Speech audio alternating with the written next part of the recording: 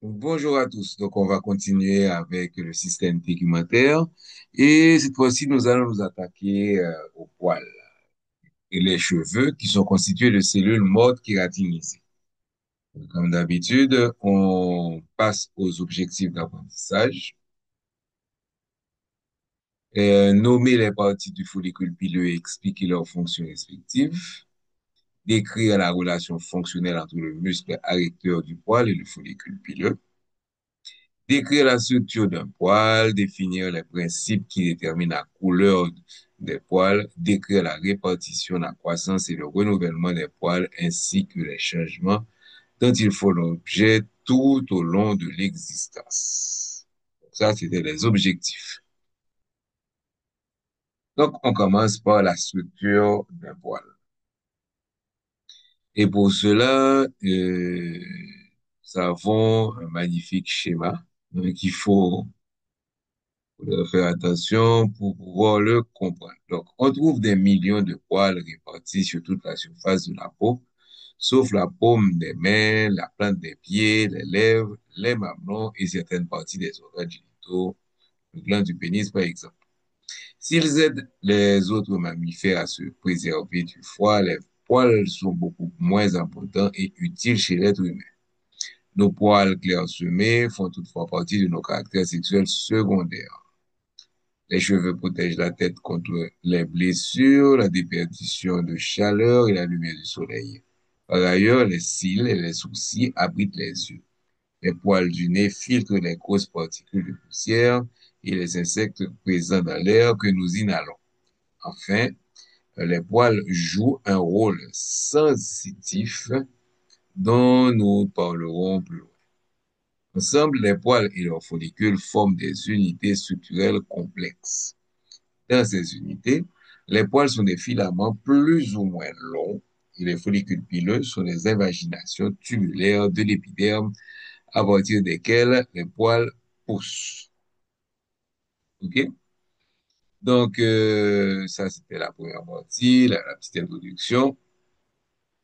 Et on va voir la structure d'un poil. Donc, là-dedans, qui ça pour me dit, on dit que les poils sont des filaments plus ou moins longs. Donc, il y a deux structures que nous allons voir.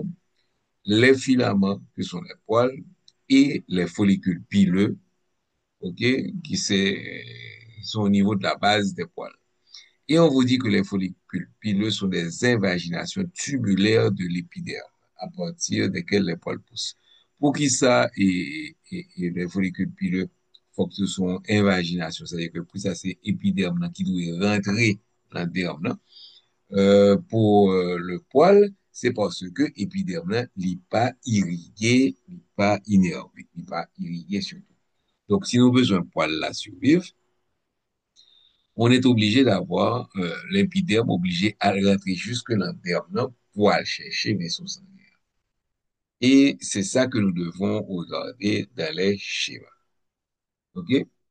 Donc, nous avons ici sur le schéma, on va le voir de façon détaillée. OK? Ici, nous avons le poil. Ça représente l'imagination de l'épiderme, OK, dans le derme. OK? Nous avons deux parties, la tige du poil et le follicule ici. Donc, on continue avec la structure proprement dite du poil. Ça me dit, voilà, c'était l'introduction. Et malheureusement, lorsqu'on fera la structure du poil, on va l'obliger agrandi et schéma. Ce qui fait que je ne pourrai plus utiliser mon pointeur. Bon. Donc, structure d'un poil. Un poil ou un cheveu est un fil flexible produit par le follicule pileux et essentiellement constitué de cellules kératinées, fusionnées et mortes. Donc, on retrouve encore ces cellules kératinées mortes. La kératine dure qui compose la majeure partie du poil et des ongles, on verra plus tard, a deux avantages par rapport à la kératine molle présente dans l'épiderme. Un, elle est plus solide et plus durable. Deux, ces cellules ne se desquament pas. OK? Les parties du poil sont la racine. Donc, les principales parties du poil sont la racine à l'intérieur de la peau. OK? La racine ici, à l'intérieur de la peau. Et la tige ici, qui pointe à la surface. Si la tige est plate et a l'apparence d'un ruban en coupe transversale, le poil est frisé, donc les cheveux sont noirs. Si la tige est ovale, il est soyeux et ondulé. Enfin, si la tige est parfaitement ronde, le poil est raide et souvent rêche. C'est comme par exemple ce qu'on sait voir pour les cheveux des Asiatiques. Le poil comprend trois zones concentriques de cellules kératinisées, la médula, donc à l'intérieur, en périphérie, nous avons le cortex, et ce qui va recouvrir le cortex, qui est la cuticule. Et on voit ça de façon plus détaillée. Donc, automatiquement, quand on arrive là, on doit se référer au schéma que j'ai agrandi pour vous. OK? Donc, on voit bien au centre, on voit bien le poil qui comprend les trois parties, la médula, ok, le cortex et la cuticule. Et autour, on va retrouver, ok, les parties de l'épiderme. Ok.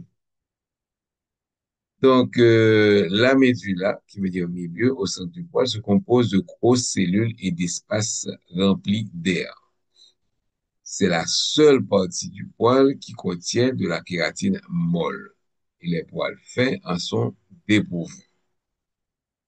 En périphérie, nous avons le cortex, qui est une zone volumineuse qui enveloppe la médula de plusieurs rangées de cellules plates.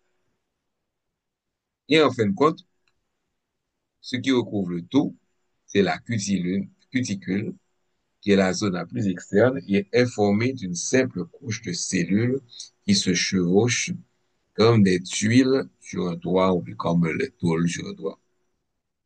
Cette disposition particulière des cellules de la cuticule maintient la séparation des poils et les empêche ainsi de s'emmêler. Là, c'est plus pour les poils du blanc qu'on parle. Où on n'a pas ça. Les revitalisants adoucissent la surface rugueuse de la cuticule et donnent du brillant à nos cheveux. La cuticule est la zone la plus abondamment kératinisée. Et elle renforce le poil et permet aux zones internes de rester compactes. Cette cuticule est particulièrement exposée à l'abrasion et s'amenuise au bout du poil, ce qui amène les fibrilles de kératine contenues dans le cortex et dans la médula à rebiquer. OK? Phénomène bien connu sous le nom de pointe fourchue. Donc là, on a expliqué pourquoi est-ce qu'il y a des cheveux qui fait deux pointes. C'est parce que la cuticule, OK, qui est abondamment kératisinée, OK, elle est exposée aux abrasions, ou des cheveux, hein, avec une brosse, ou bien lorsqu'on nettoie ça, OK, le ventre et tout. Et lorsque la cuticule s'amenuise, OK, nous allons gagner un petit point de cheveux, hein, qui va le faire, point de fourchue, qui va le faire avec deux dents. Le pigment du poil est produit par les mélanocytes qu'on retrouve situés à la base du poil, puis il est transféré dans les cellules du cortex. Les différences de concentration de la mélanine, donc comme pour la peau, font varier la couleur du poil, qui peut aller du blond au noir de jet en passant par le brun. Quant aux poils roux, ils sont colorés par un pigment apparenté, la phéomélaline qu'on a déjà vu. Quand la production de mélanine diminue et que celle-ci est remplacée par des bulles d'air dans la tige du poil, les poils et les cheveux deviennent gris. Donc ça, c'est pour la constitution du poil. Donc, on va rentrer à l'intérieur du derme, OK, pour voir la structure du follicule pileux. Donc, le schéma, nous avons la tige qu'on avait vue, OK, et maintenant, on va voir le follicule pileux. OK, dans ce schéma-là, dans ce schéma-là, on voit bien la tige ici, ok? Donc, on a étudié la tige dans son imagination euh, on appelle ça encore, de l'épiderme, ok? Donc, c'est ici, ce schéma-là qu'on a montré. Maintenant, on va s'occuper de préférence du follicule pileux, ok? Là, nous avons le schéma C, qui est la coupe longitudinale du follicule et du renflement formé par le bulbe pileux, lequel contient des cellules épithéliales de la matrice. Leur division permet la croissance du poil. Donc, nous sommes dans le follicule pileux. Le follicule pileux, ok, qui vient du latin folliculus, qui veut dire petit sac, est une imagination de la surface de l'épiderme qui va jusqu'au derme et parfois jusqu'au tissu sous-cutané. Sa forme et sa disposition varient selon le type de poil produit. Dans le cuir chevelu, le caractère frisé du cheveu est d'autant plus prononcé que le follicule est incliné. Donc, non seulement ça doit être plat, mais le follicule doit être incliné. La base du follicule, qui est située à environ 4 mm sous la surface de la peau, s'élargit pour former le fameux bulbe pileux que nous avons sur le schéma. OK? Un enchevêtrement de terminaisons nerveuses, qu'on n'a pas montré sur le schéma, sensitive appelé récepteur du follicule pileux ou plexus de la racine du poil, s'enroule autour de chaque follicule. OK? Mais malheureusement, on ne montre pas, OK? On n'a pas montré, là, sur ce schéma, c'est les poils. OK? Donc, on a le follicule pileux qui a deux parties, la racine du poil qui est un gras et les parois du follicule. OK? Euh, donc, un enchevêtrement de terminaison nerveuse sensitive appelé récepteur du follicule pileux ou plexus de la racine du poil s'enroule autour de chaque follicule. OK? Et il suffit d'effleurer le poil pour stimuler ces terminaisons. Nos poils jouent donc le rôle de récepteur sensoriel du toucher. La papille du chorion, papille du poil, ok, qu'on le montre sur le schéma là, c'est le petit truc qui est grossièrement ovale, ok, comme j'ai dit, une fois que j'ai agrandi, je ne peux plus montrer avec mon pointeur. Donc maintenant, nous sommes à la papille du chorion, ou papille du poil, est une saillie en forme de mamelon à la base du bulbe pileux, ok, composée de tissu dermique, heureusement. Elle est vascularisée par un enchevêtrement de capillaires qui apporte aux cellules du poil les nutriments et les signaux indispensables à sa croissance. OK? Ce qui explique pourquoi les plaies du cuir chevelu poussent absent comme ça. C'est pas qu'il y a des vaisseaux importants au niveau du cuir chevelu, mais c'est justement ce petit réseau, ce grand réseau de capillaires qui, justement, ce sont les points rouges que nous voyons sur le schéma, OK? Qui vont permettre au poil de croître. OK? Si la papille est détruite par une lésion, le follicule cesse de produire le poil de façon permanente. Donc, c'est la papille qui est la partie la plus importante du poil. OK? Il y a des épilations permanentes où on utilise un laser qui va donc détruire la papille du corium. OK? La paroi du follicule pileux a un composant dermique. Oups. Attendez, où est-ce que j'étais arrivé? J'ai perdu. Ça me va plus. Voilà. La paroi du follicule pileux a un composant dermique et un composant épidermique. Ok. De l'extérieur vers l'intérieur, on trouve les composants suivants. Nous avons la gaine de tissu conjonctif périphérique ou gaine fibreuse. OK? Cette gaine de tissu conjonctif dérivée du derme forme la couche externe de la paroi du follicule. Et on voit bien en haut, nous avons la fameuse paroi du follicule. Donc, c'est la gaine de tissu conjonctif périphérique. Ensuite, vous avez la membrane vitrée, représentée en bleu. OK? La membrane vitrée se trouve à la jonction de la gaine fibreuse et de la gaine de tissu épithélial. C'est essentiellement la membrane basale de l'épithélium du follicule. OK?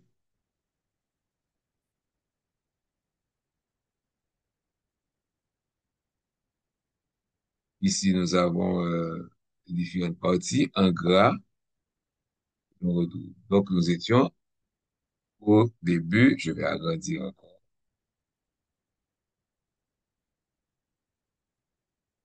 OK? Donc, en haut, nous avons la paroi du follicule. OK? Et cette paroi du follicule comprend la gaine de tissu du conjonctif, gaine de tissu conjonctif périphérique. OK? La membrane vitrée, on vient de voir. Ensuite, la gaine de tissu épithélial de la racine. La gaine de tissu épithélial résulte d'une invagination de l'épiderme. Elle est elle-même composée de deux parties. La gaine épithéliale externe en continuation directe de l'épiderme et la gaine épithéliale interne dérivée des cellules de la matrice. OK? Donc, on voit bien la gaine épithéliale de la racine qui est formée de deux parties, la gaine épithéliale externe et la gaine épithéliale interne. OK? Les poils poussent parce que les cellules du bulbe pileux se divisent rapidement. Ces cellules en division forment la matrice du poil, laquelle est immédiatement adjacente à la papille du chorion. À mesure que la matrice produit de nouvelles cellules, la partie la plus ancienne du poil est poussée vers le haut. C'est le même phénomène qu'on avait pour l'épiderme. Ces cellules fusionnent, puis deviennent de plus en plus kératinisées et meurent. À mesure qu'elles se divisent, les cellules de la matrice du poil sont remplacées par des cellules souches qui migrent vers le bulbe à partir d'une région plus proche de la surface de la peau, appelée la protubérance du poil, que l'on n'a pas représenté dans la figure. À chaque follicule pileux est associé un faisceau de myocytes lisses appelé mus arrecteur du poil. OK? Comme vous pouvez l'observer, sur la figure 5.1, la plupart des follicules sont légèrement obliques lorsqu'ils parviennent à la surface de la peau. Les muscles arrecteurs du poil, donc on voit le muscle arrecteur du poil, les muscles arrecteurs des poils ont un de leurs points d'attache sur la gaine conjonctive du follicule pileux et l'autre point d'attache est situé dans la couche papillaire du derme. Ils sont fixés de telle façon que leur contraction provoque le redressement du follicule, ce qui a pour effet de soulever la peau et de produire la chair de poule en réaction au froid ou à la peur. Chez certains animaux, ce dispositif représente un remarquable mécanisme de protection et de rétention de chaleur. Chez les animaux à fourrure, il contribue à protéger contre le froid en emprisonnant une couche d'air isolante dans leur fourrure. En outre, un animal effrayé qui dresse ses poils apparaît bien plus gros et impressionnant à son adversaire. La fonction première du muscle recteur du poil est de se contracter afin de pousser le sébum hors des follicules pileux vers la surface de la peau. Le sébum peut ainsi lubrifier la peau. Donc, le schéma montre le muscle recteur du poil. Moi, je vais diminuer un petit peu le schéma.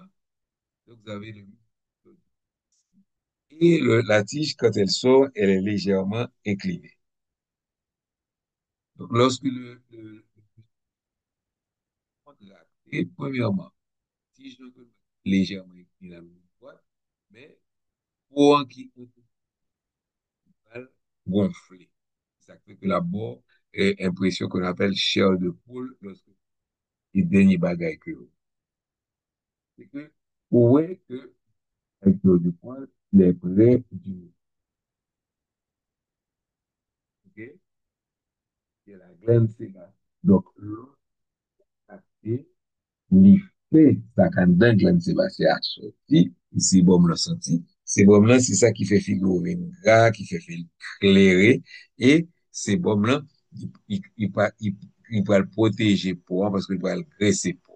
Donc, c'est ça, le deuxième objectif qu'on avait vu, à quoi sert le muscle carrecteur du poil. Ils font une analogie avec les animaux, ok, que ça permet d'emprisonner l'air pour bah, que les animaux qui dans les pays forts, dans les zones froides, tout et tout. Mais en gros, on a donné la structure du poil et surtout à quoi sert le muscle arrecteur. OK. Donc, en résumé, c'est ça. Maintenant, la croissance. Type de poil et croissance pileuse. Les poils sont de taille et de forme variées, mais on les divise généralement en deux catégories. Soit le duvet et les poils adultes. Les poils d'un enfant ou d'une femme adulte fins et pâles entrent dans la catégorie du duvet. Okay? Les poils plus épais, souvent plus longs et plus foncés, qui forment les sourcils, et sur le cuir chevelu sont des poils adultes ou des poils définitifs. Donc, nous avons deux types de poils. Okay? Ça qui compte un petit jambe blanche et puis les fins que qu'on voit sous peau mon et surtout sur les enfants et le visage des femmes. Vous avez, ça relève du vert. C'est-à-dire que l'autre type de poil, là, ça qui est épais, qui est long, qui est foncé, okay, on les appelle les poils définitifs. À la puberté, les poils adultes apparaissent dans les régions axillaires et pubiennes des deux sexes, ainsi que sur le visage et la poitrine, au dos, sur les bras et les jambes, moi, ça, moi, mais les jambes des hommes, mais aussi des femmes. OK? La croissance des poils adultes sur ces parties du corps est stimulée par les androgènes, qui sont des hormones masculines, notamment par la testostérone. OK? Et la répartition des poils, pour me dire non, toujours confondre pour les hommes et les femmes. Au niveau du pubis, les poils des femmes sont, la répartition est losangique. Est-ce que c'est pour les hommes que c'est triangulaire? Donc, de nombreux facteurs influent sur la croissance et la densité des poils, notamment la nutrition et les hormones. Une alimentation inadéquate a pour effet de ralentir la croissance des poils. En revanche, toute affection qui accroît localement la circulation sanguine dans le derme, telle qu'une irritation ou une inflammation chronique, peut augmenter la croissance des poils à cet endroit. Ainsi, beaucoup de vieux maçons qui avaient pour habitude de porter leur hôte sur l'épaule sont devenus poilus à cet endroit. Donc, c'est encore pour les pays blancs. La testostérone contribue également à la croissance des poils, comme nous l'avons mentionné plus haut. On peut réduire la croissance des poils. On peut réduire la croissance des poils indésirables au-dessus de la lèvre supérieure des femmes, par exemple, en ayant recours à des traitements d'électrolyse ou des traitements au laser qui utilisent respectivement l'électricité et l'énergie lumineuse pour détruire la racine du poil, ce qu'on appelle l'épilation permanente. OK? Bon, maintenant la pousse des poils. Les poils poussent de quelques 2 millimètres par semaine en moyenne. Mais le rythme de croissance varie selon la région du corps, l'âge, le sexe et le type épidermique. Le follicule passe par des cycles de croissance, comme on peut le voir sur le schéma.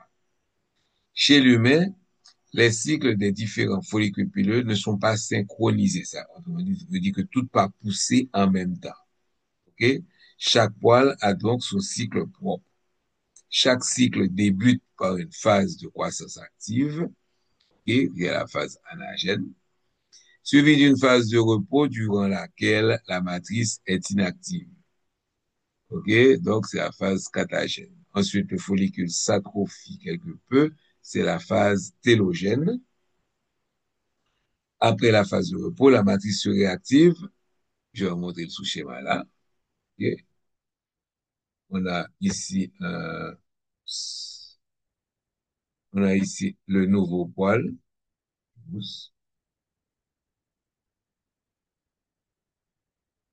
Mhm.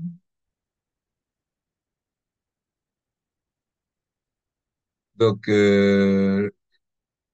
la matrice se réactive alors et forme un nouveau poil qui remplacera celui qui est tombé ou qui le poussera s'il est encore là. La durée de vie des poils est variable. Ok, le follicule du cuir chevelu reste actif pendant environ 4 ans.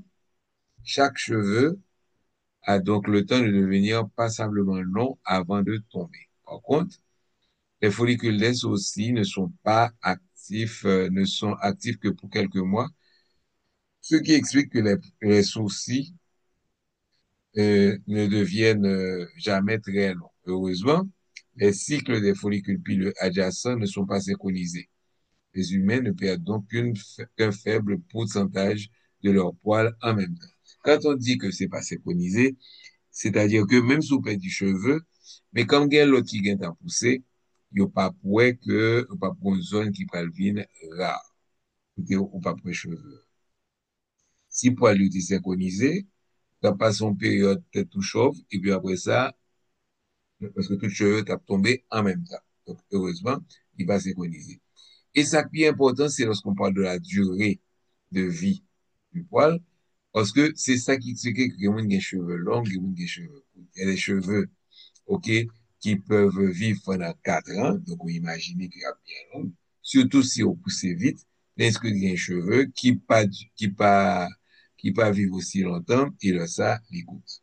Malheureusement, en Haïti, on va de filles qui comprennent que cheveux à pousser si on fait tresse, ce n'est pas vrai. Parce que depuis date qu'il a fait tresse, il y a plus de cheveux, tout ça. C'est depuis date qu'il a fait ça, faut que cheveux, hein, dérivé pratiquement bas d'air.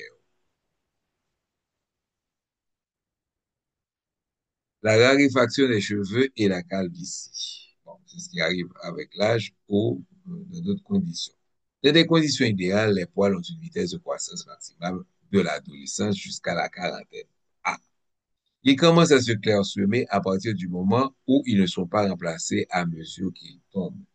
Et une certaine calvitie, appelée aussi alopécie, apparaît chez les deux sexes. Vers 60 ans, les deux sexes peuvent présenter une certaine calvitie. Les gros poils adultes sont remplacés par du duvet et deviennent de plus en plus fins. C'est ça la calvitie. La véritable calvitie est différente. Son type le plus courant, la calvitie hypocratique, est déterminée génétiquement et modulée par le sexe. On pense que cette calvitie est due à un gène à retardement qui s'active au moment de l'âge adulte et modifie la réaction des follicules pileux aux androgènes. Les cycles de croissance raccourcissent au point que bon nombre de poils ne réussissent jamais à sortir de leurs follicules avant de tomber. Et ceux qui y parviennent le font sous la forme d'un fin duvet qui donne à la peau l'apparence d'une peau de pêche dans les zones de calvitie. La pêche, c'est qu'on a des pêches dans les petits duvets. C'est ça que vous parlez de peau de pêche. Les médicaments utilisés pour traiter la calvitie masculine inhibent la production d'androgènes ou augmentent le flux sanguin vers la peau et les follicules pileux. Ouf, mais ces traitements ne sont malheureusement que partiellement efficaces et ça fait que les gens qui gagnent tête chaud. Ça fait un problème que les gens qui vont être calés que ont alors qu'en fin de compte, c'est tête chauffe que rien. Ok, vous voyez de l'eau, on va mouiller personne. Alors, on a l'hirsutisme. Ok, chez certaines femmes, on observe une forte pilosité marquée par une croissance anormale de gros poils adultes à la place justement du verre et répartis suivant une distribution masculine. On parle alors d'hirsutisme. L'hirsutisme est un problème esthétique qui peut dénoter un problème médical sous-jacent.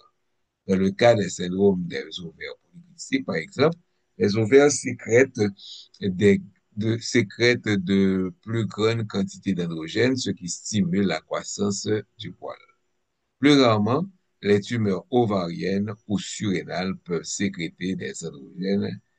Et ainsi, dans bien des cas, l'examen clinique ne révèle aucun problème clinique. Donc, il y a les femmes à barbe et qu'on n'arrive pas à expliquer ça. OK?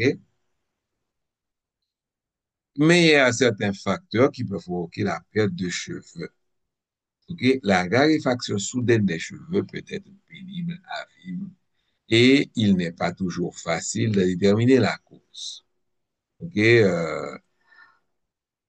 Un fluvium télogène se produit lorsque trop de follicules pileux entrent en même temps dans la phase de repos. Ce problème est souvent consécutif à un choc, comme une intervention chirurgicale, un accident de voiture, des changements hormonaux périnataux et une diète radicale ou un stress émotionnel. Il y a des gens qui ont un gros choc émotionnel et puis tout cheveux ont tombé. OK? Ben, il y a l'autre monde, c'est tout cheveux qui viennent blanche. Une perte de cheveux importante ou un changement de texture peut aussi signaler un taux d'hormones thyroïdiennes trop faible. Des médicaments, notamment plusieurs antidépresseurs et certaines chimiothérapies anticancéreuses peuvent aussi causer la raréfaction ou la perte totale des cheveux. Enfin, de graves carences nutritionnelles, protéiniques ou minérales provoquent parfois la formation de cheveux fins et cassants. Et en parlant de ça, OK, nous avons la fameuse alopécie de traction de Nobel, OK, qui est une forme de perte de cheveux causée par une tension, OK, une tension mécanique excessive et prolongée sur les racines capillaires, souvent dues à des coiffures serrées comme les nattes, les tresses, les chignons ou les extensions, ça nous connaît des rallonges. Cette tension peut endommager les follicules pileux, entraînant inflammation, chute de cheveux et à terme, une perte définitive si la cause n'est pas éliminée. Donc, si nous avons un botton qui est calé, le remède, c'est pas mettre tresse, pas faire bagaille capra, les cheveux capra, la repousse est possible si l'affection est prise à temps, mais elle peut être irréversible si les follicules sont détruits. OK? Le cheveu a un nombre, chaque cheveu a un certain nombre pour renouveler. Il y a sous raché au trop, OK? Après, ils vont là, ils ne peuvent pas renouveler. OK? Donc, cause et facteurs de risque, ce sont les coiffures, j'insiste, serrées et lourdes. OK? Que de cheval, chignon, mesdames qui gagnent presque qu'on arrive juste boire pio, OK? Et, OK, vous avez des coiffures traumatiques, brossage trop agressif, utilisation de lissure, tout et tout. Donc, tout bagage ça au fait que nous avons perdu cheveux. Donc, c'était tout pour les poils. On fera une prochaine diapositive pour parler, une prochaine vidéo pour parler des ongles. Donc, au revoir tout le monde et à la prochaine vidéo.